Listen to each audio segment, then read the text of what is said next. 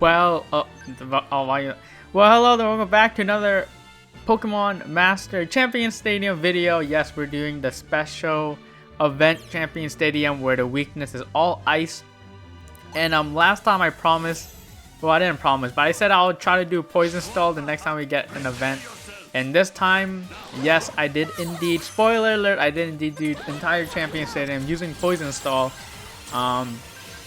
Again, one reason is because Poison Stall is super good with these new parameters that they added, but also Poison Stall works pretty well if you don't have a lot of units to use. And in this Champion Stadium is Ice. For me, the only Ice types I have is Hala. Hala is pretty good. I used him a lot before Irida, and of course Irida came out, and you know that's two Ice teams I can use. And then of course, Kyurem, I can also use Kyurem. Again, it's Kyurem and not Genesis. It's I don't know his name, but anyways, yes, Poison Stall.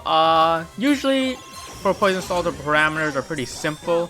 The parameters you want to be using are just all HP, all defense, and then the new parameters, which is like if you use a move that is not super effective, it does less damage. And also the parameter that's like if you use a physical move, it does less damage. If you use a special move, it does less damage.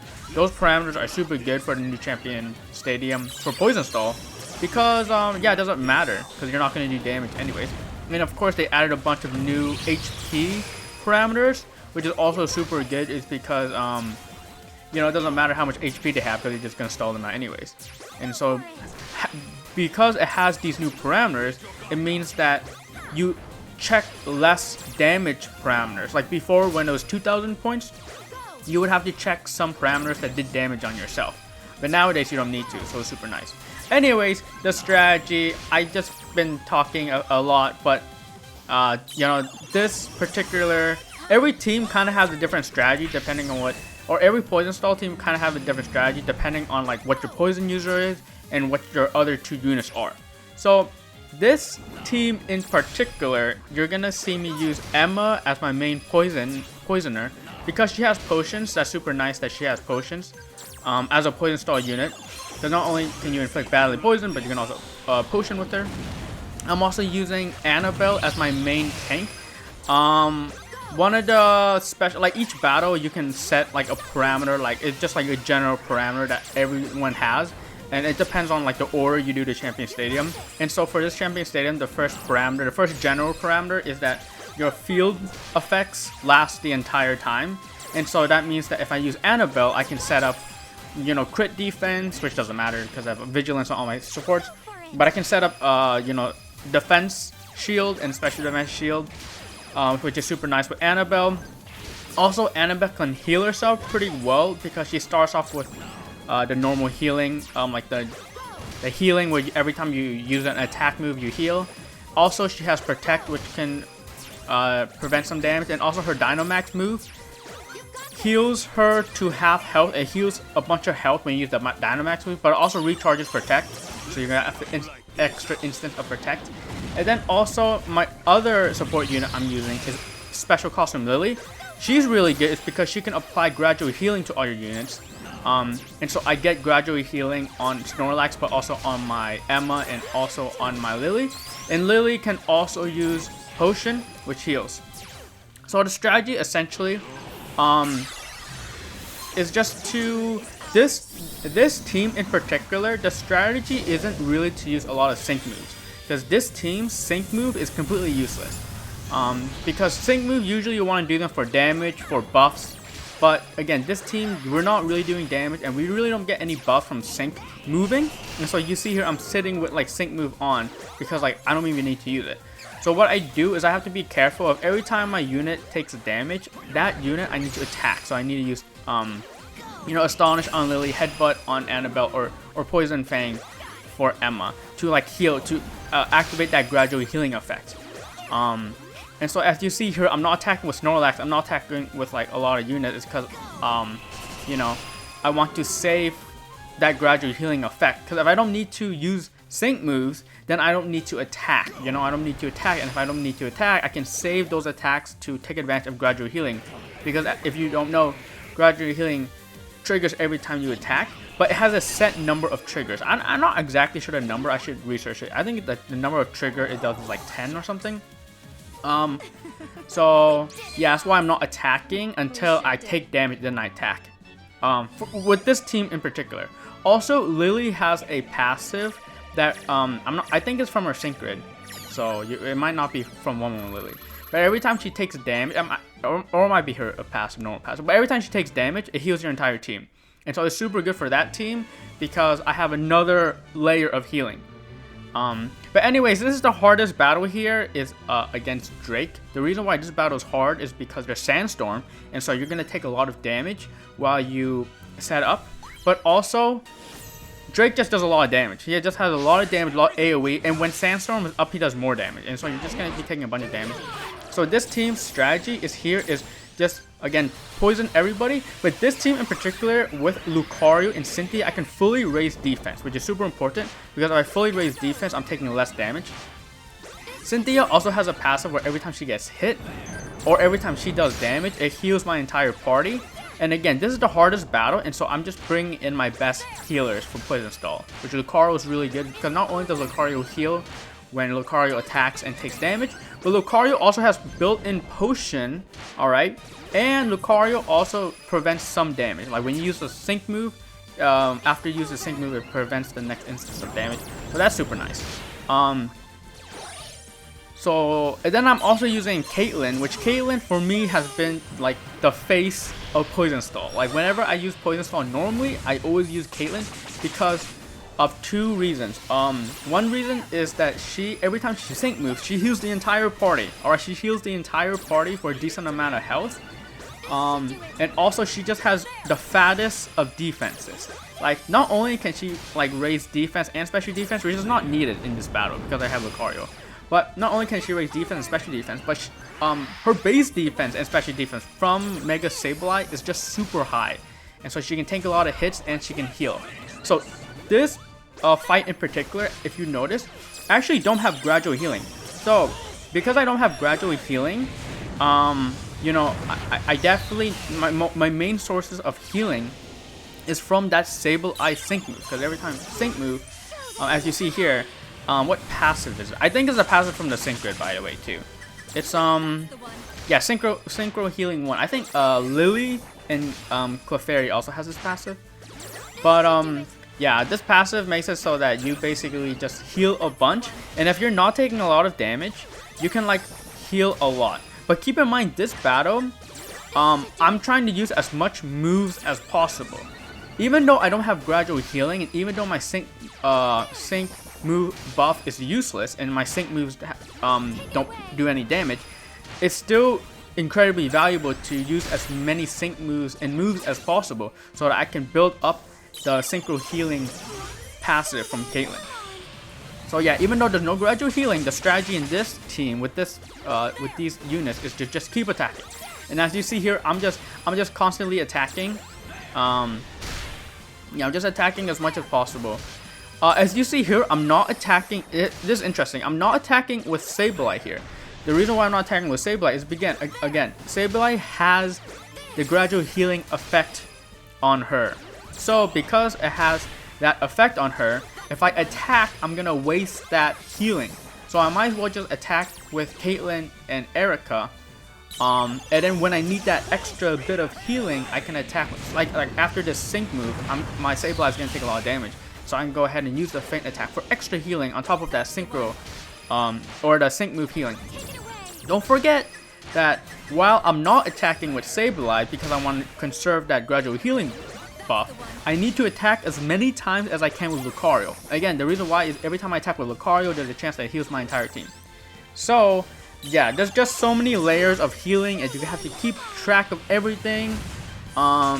But at the end of the day, that's kind of the strategy. And as you see here, like yeah, I'm just unkillable. Even though there's Sandstorm, another thing to keep in mind is because Sandstorm is up and Sandstorm makes the enemy's attack do more damage. It's worth it in this battle to stall as much as you can. So the reason how you stall is you just use a lot of attacks. The more attacks you use, the less attacks they can use, and the more time gets drawn, and so that Sandstorm ends quickly if you just use a bunch of attacks. So that's kind of the strategy there with this team. I'm not really isn't much else to talk about. As you see here, my Erica is starting to die. So, you know, even if the early on in the battle looks good, usually the middle Pokemon does like the least amount of damage. The side Pokemon usually do a lot more damage, but they die really quickly to poison, especially if you have like potent toxin, which we'll see later. But as you see here, yeah. Also, there is a little bit of another strategy that Poison Stall takes into account is the order of the poison. Units like Leaf, Signal Suit Leaf, she can poison everybody at once, so she's really good. But when you poison with like Erica, she has Toxic. The order of poison is super important. Usually you want to poison the center Pokemon, and then the right Pokemon, and then the left Pokemon. But if you miss, if the poison misses, you still have to go in that order. You know what I'm talking about? So like if you poison the middle Pokemon, but you miss the poison, you still need to continue the sequence of poisoning the right Pokemon. And then if you poison the right Pokemon, if you don't poison the right Pokemon, then you actually have to go back to the middle Pokemon. And then if you poison the middle Pokemon, you have to go to the... It doesn't matter if you poison the middle Pokemon, then you have to go to the left Pokemon. The reason why is because it takes advantage of the attack order. I think this attack order is like super common in like a lot of content in this game. But usually how attack order works, you can take advantage of this in like Battle Villa, which is where like I kind of figured it out in the beginning. But the attack order is usually the middle Pokemon, then the right Pokemon, and then the middle Pokemon, then the left Pokemon. So that's why it's important to poison the Pokemon that's about to attack, because you want to take advantage of that initial poison take. Yeah, so I don't think there's anything too special about these parameters, so I'm just gonna talk about like how the poison order in this battle. So as you see here, I'm gonna try to poison the middle Pokemon first, and then of course I'll talk about, you know, this team strategy a little bit here. But I try to poison the middle Pokemon first, and it doesn't matter if you hit the poison or you don't hit the poison. I hit the poison, so I go to the right one. The reason why is because now that first Pokemon in the middle gets hurt by the poison first. Boom, okay? And then the second Pokemon is going to use a move. I was unable to poison that Pokemon, and so it's fine. The middle Pokemon is already poisoned, but I continue to poison the right Pokemon. I should have poisoned the left Pokemon to make sure that the left Pokemon gets... Okay, well, okay, my order of poisoning in this battle was awful. But basically, what I'm trying to say is I should have tried to poison the left Pokemon at the moment. See, if they used Sludge Bomb and they were poisoned, they would have taken a tick of poison damage. But yeah, just keep that in mind when you're doing Poison Stall, or honestly, just keep that in mind when you're doing any content in this game. Is that attack order is super important, and like if you want to do content well, if you want to get like good at the game, it's like one of the game knowledge things is like you have to understand attack order. For me, when it comes to like Champion Stadium and stuff like that, for me the attack order is like I got it down. But if you see any of my Legendary Gauntlet videos, which obviously I haven't made a lot of, I'm pretty bad at attack order when it comes to Legendary Gauntlet. But anyways, this team, we have the strategy here is that Blue is super good at Blue has a lot of defense, similar to Sableye. And Blue's strategy of healing is a bit different from Sableye because Blue has water pulse. Or I should say, Blue has passives where if Blue gets hit or if Blue uses damage or Blue attacks and does damage, then there's a chance of healing your entire team. Similar to Cynthia and Lucario. So that's a little bit of healing that I'm doing with the Blue. But also Blue just has high defense because if you Mega Evolution, you get that defense, and also you can apply endurance to all your members, which is super good. Just to, you know, at the very end, if you want to clutch out the win, then having that endurance is super good. Another Pokemon that we're using, another, in my opinion, staple of Poison Stall, because Blue's a little bit untraditional, but the staple of Poison Stall you're gonna see here is Misty. Misty with Psyduck. The reason why Misty with Psyduck is super good is because not only does she have gradual healing from her trainer move, that trainer move also raises defense, special defense, so you get a little bit of defense, you get a little bit of gradual healing. She also has potions. which is super strong because again, potion and poison stall is just always going to be good just to make sure that you're kept topped up. And as you see here, this entire battle, I've been keeping topped up pretty well. As you see here, I'm like full health. Do keep in mind that the enemy Pokemon here is using Koga is using Swift, so it's not too strong. Oh no, it's not Koga, it's Chantel. So yeah. Here you see they use the sync move. Again, this team in particular, sync moving doesn't matter. Again, you see me sync move with Misty and Psyduck. Again, it really doesn't matter. The only strategy that you want to use with this team, essentially, is the only healing that I have is from Blue. So I'm just trying to use Water Pulse with Blue. And like that's my only healing. And I also have potions on Psyduck, so just in case I need more healing, then that's what I do. But also there are some poison stall units which have evasiveness. So a good example of this is Koga right here. Koga was like the OG poison stall unit, right next to Leaf. But the reason why Koga, you know, was not completely outshadowed by Leaf in my opinion is Koga was able to give evasiveness to your team. And evasiveness is super good in poison stall because you're able to dodge moves. If you dodge moves, you need to heal less. And if you need to heal less, then you can survive longer. And if you survive longer, then poison stall just does more damage, right? So this team is super good. Or I shouldn't say this team is super good, but Koga is super good is because Koga can apply evasiveness to all your units, and so it makes it so that you dodge moves and then you can last longer. And as you see here, I'm getting down to the wire here, you know, even though like I have no potions left, and you see there you go, the earthquake missed my Crobat, and then I'm able to continually heal with my Blue. And of course there is some anti-synergy, it's because when Blue gets hit, he heals my team, but if Earthquake is missing my Blue, then I'm getting less heals. Alright, so there is, you know, some synergy, some anti-synergy here, but for the most part, evasiveness is super good. My last team, I don't think had evasiveness, but this team does have evasiveness. And because I have evasiveness, I can get away with less healing. Because here, I have a lot less healers. Because, like, last time I had Emma, which healed. This time, Koga doesn't heal, but he has evasiveness. So, you know, there's a lot of different strategies, and a lot of units have different benefits. So yeah. Alright. And then for the rest of this battle, we're just waiting for it. At this point, like I don't need to do anything anymore because like I have the battle in the bag. Again, the endurance with all my Pokemon to have from the Blastoise sync moves all good. So we finished that battle. And then the next one, now the next one is going to be a bit different is because I'm going to use different parameters here because we're using a different strategy. I'm actually using Professor Sycamore for stalling. And Professor Sycamore has really good self-healing capabilities, similar to Ball Guy and Amoonguss. So yeah, the parameters, we're going to go for a little bit more HP, but we're going to go for the parameters that I mentioned earlier that you would normally tick, which is the physical damage reduction 8 and also standard damage reduction 8. You usually want to have those tick, but because I'm using Professor Sycamore, I want Sycamore's Horn Leech to do a lot of damage, and so we're opening ourselves up for that.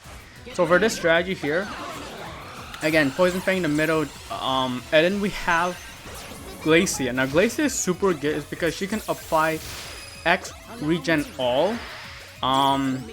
And basically that's her only role, is that she can apply gradual healing to all your units.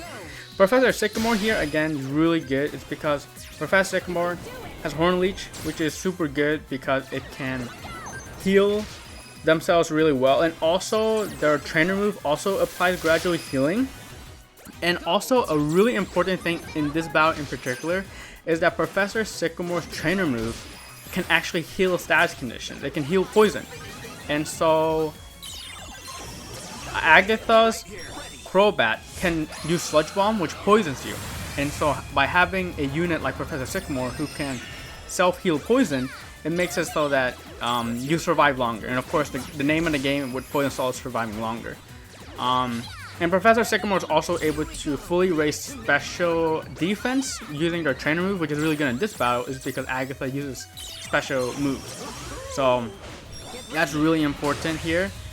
And then also Janine is super good here. This is I think Battle Point Janine. Battle Point Janine is super good. Is not only can she use Poison Fang similar to Koga, but she can apply evasiveness to your whole party. And honestly, the evasiveness that she applies is better because she can apply like a full 6 to all your units, making her super strong at raising evasiveness as well. So as you see, this strategy here, even though I have X regen all, like normally I'll be like, okay, you want to be conservative using moves with X regen all or with gradual healing because you don't want to waste gradual healing. For this strategy, you kind of want to, for this strategy, you don't need to use, you don't need to spam sync moves. Even though I megaed with, Glacia, which is, for Mega Glalie, which does like last words damage at the end, which doesn't really matter. But like, having the initial sync move with Sycamore is super important again because you want to fully raise your special defense. But also something to note is that Janine can also raise attack. Professor Sycamore has a sync grid passive that can also raise his attack, but Janine being able to also raise Professor Sycamore's attack is important. It's because Professor Sycamore can actually raise his own attack, and so Horn Leech actually doesn't get any buffs. So having the sync grid and also having Janine can fully raise your attack pretty quickly, which makes Horn Leech super powered up. I mean, of course, we don't care about critting, because critting is actually it's hard to buff crit using Poison Stall, and also crit is not, it's a parameter that you can use for extra points. So as you see here, I'm just spamming Snow Powder, I'm spamming with my Janine so I can fully heal. But as you see here, because of the evasiveness being raised by Professor Sycamore, I actually don't need to attack Horn Leech with him that often. As you see here, I'm praying that Sludge Bomb doesn't poison. But yeah, as you see here, I'm not even attacking with Professor Sycamore. I'm just saving the Horn Leech and all that stuff. And yeah, I actually didn't notice if I got poison or not. But if I did get poison, I definitely used Professor Sycamore's trainer move to remove the poison. But as you see here, this strategy, it works pretty well because of raising the evasiveness.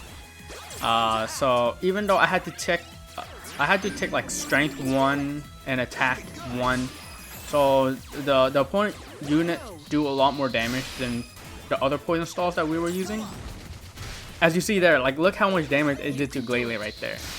But because we are using Horn Leech, we can heal it all back together. Also, the reason why I use attention here for them to attack Glalie is because Xerneas is the main star of the show here, and so I didn't want him to die, and so I kind of just switched the target to Glalie, which is also something you do with Glalie or with Glacia when you use her for Poison Stall.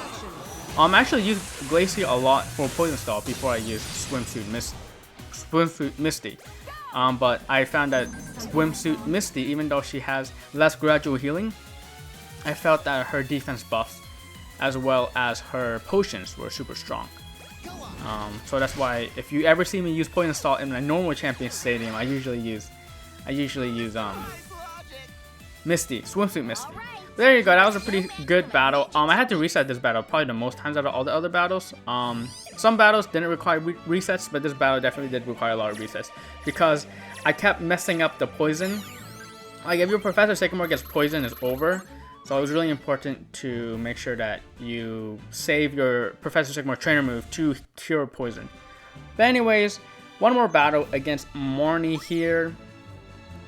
Again, we're going back to the normal Poison Stall parameters. Again, Poison Stall parameter, it does matter if you're using tech or support or striker, because you don't want your striker, which is ammo, or your tech units, which is like in this case Leaf, you don't want them taking a lot of damage. So you have to keep that in mind.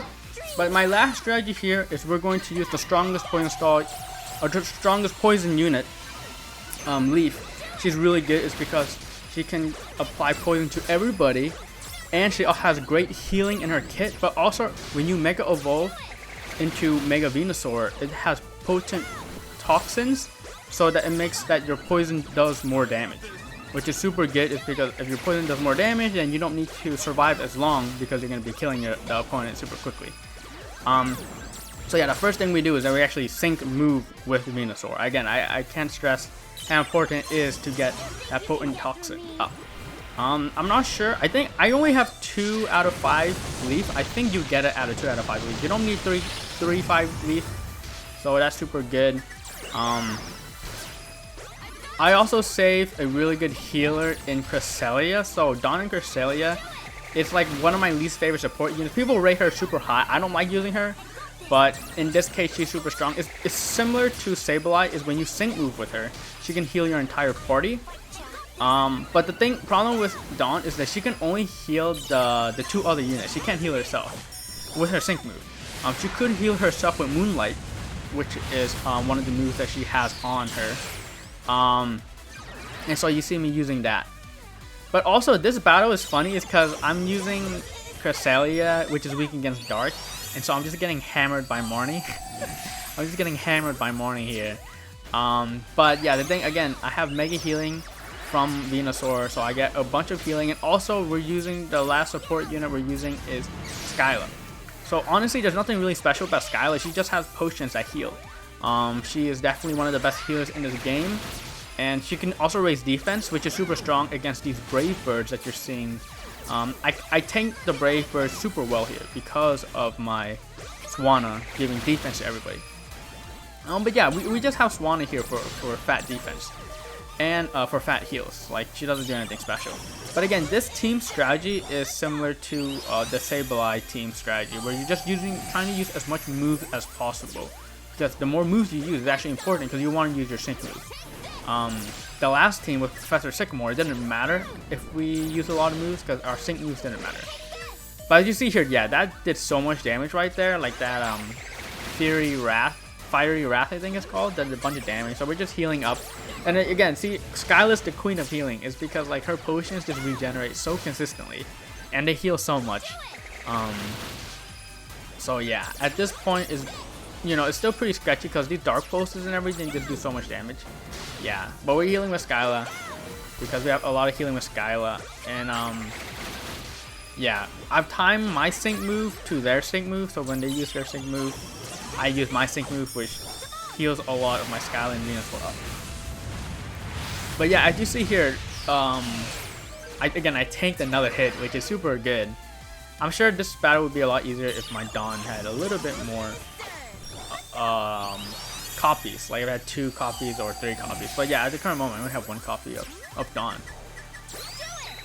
Brave Bird hitting here is good because I can survive a Brave Bird. If that was like Dark Pulse, I probably would have been over.